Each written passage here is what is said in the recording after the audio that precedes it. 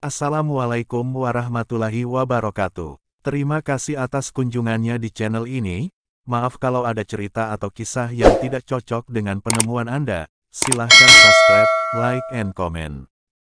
Khalifah Utsman bin Affan. Beliau adalah khalifah ketiga, sosok yang paling pemalu di antara sahabat-sahabat Rasulullah Shallallahu Alaihi Wasallam lainnya.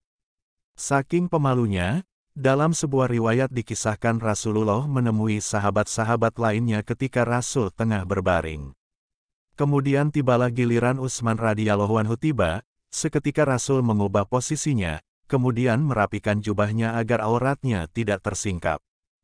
Kemudian Aisyah bertanya dan Rasul menjawab, "Tidakkah aku malu pada orang yang malaikat pun malu kepadanya?" Hari Muslim nomor 2401.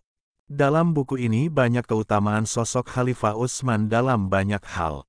Betapa Allah sangat menyayangi dan mencintai Utsman bin Affan radhiyallahu anhu. Kehidupan Utsman bin Affan, nasabnya bertemu Rasul pada kakek yang keempat, yaitu Abdu Manaf. Dari sisi ibu, nasab keduanya bertemu pada Urwa bin Karis. Ibunda Urwa adalah Baidah bin Abdul Muthalib, bibi Rasulullah. Pada masa jahiliyah ia disebut dengan nama panggilan Abu Amr. Setelah masa Islam, ia lebih sering dipanggil Abu Abdullah, yang diambil dari nama putranya dari Ruqayyah binti Rasulullah. Julukan yang paling terkenal adalah Zunnurain, sang pemilik dua cahaya, itulah julukan yang paling disukainya. Julukan itu diberikan karena ia menikah dengan dua putri Rasulullah, yaitu Ruqayyah radhiyallahu anha dan Ummu Kulsum radhiyallahu anha. Utsman bin Affan dilahirkan 6 tahun setelah tahun gajah, tepatnya 47 SH. Usianya 6 tahun lebih muda dari Rasulullah, ia dilahirkan di Taif, daerah yang paling subur di kawasan Hijaz. Meskipun dikenal dari keluarga bangsawan dan dikenal sering berbuat kebaikan terhadap sesama, setelah menyatakan diri masuk Islam, Utsman tak luput dari siksaan kaumnya. Pamannya, Al-Hakam sulit menerika kenyataan jika pemuda keturunan Abdus Syams yang tumbuh dengan keyakinan kaum Quraisy telah berpindah agama.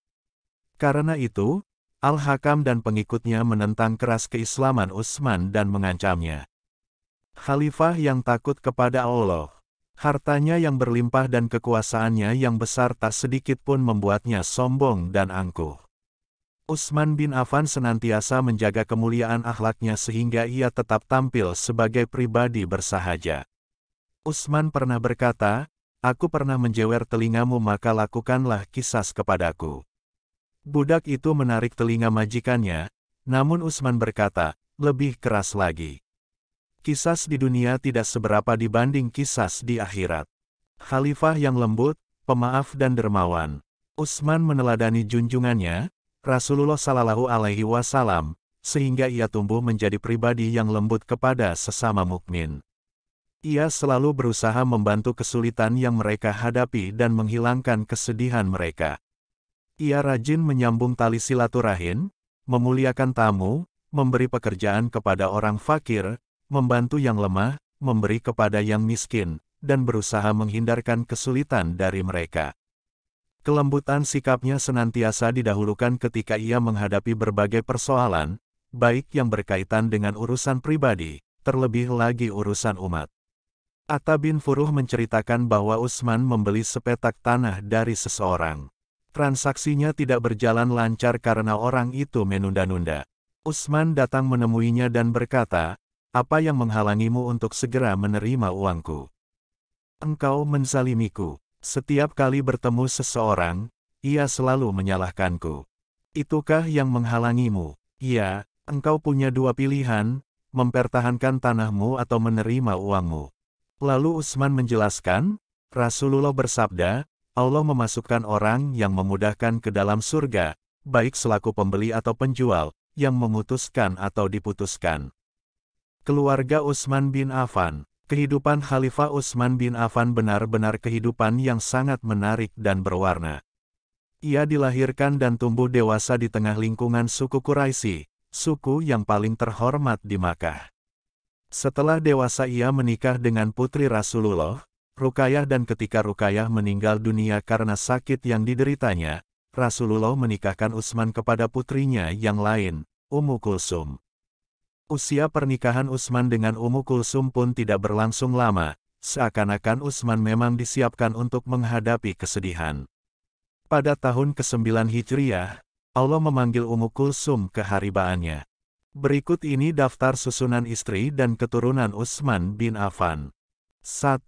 Ruqayyah binti Rasulullah, memberinya anak Abdullah tetapi meninggal dunia pada usia 6 tahun. 2. Ummu Kulsum bin Rasulullah, tidak memberinya keturunan. 3. Fahitah binti Ghazwan, memberinya anak bernama Abdullah namun meninggal dunia ketika kecil.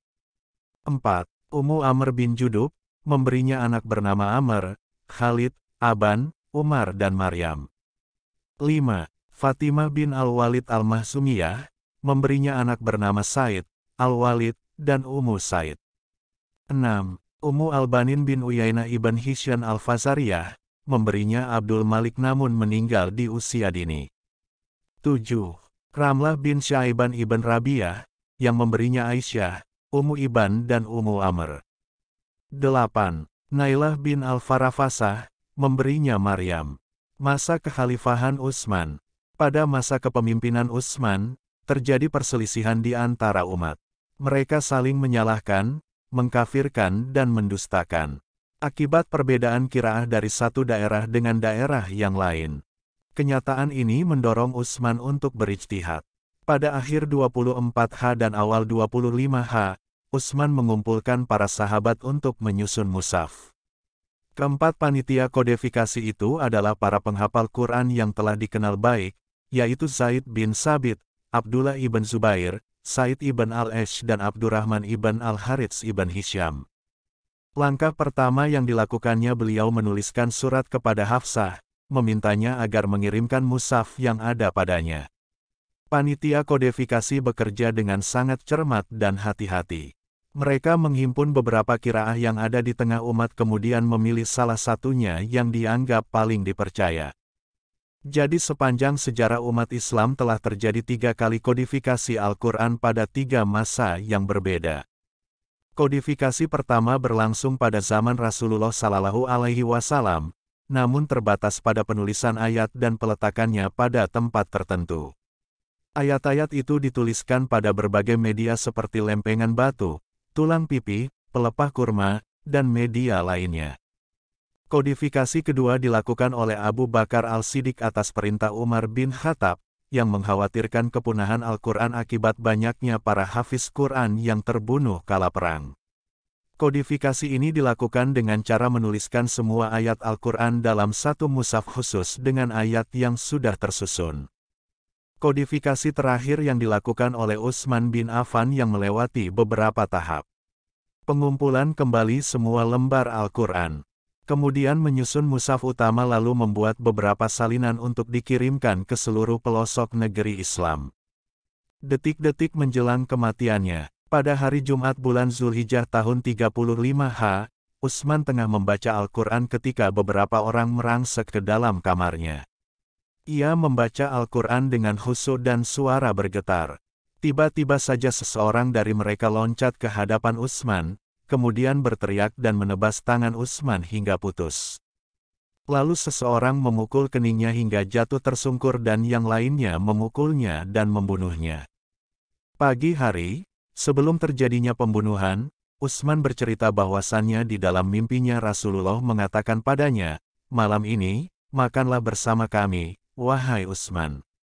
Saat terbangun keyakinannya semakin mantap bahwa ia akan segera menyusul Rasulullah, sehingga ia memutuskan untuk puasa pada hari itu. Wallahu alam bishawab. Terima kasih telah mampir di channel ini. Mohon maaf bila kisah ini tidak sesuai versi lainnya, penyebutan huruf atau kata yang tidak cocok.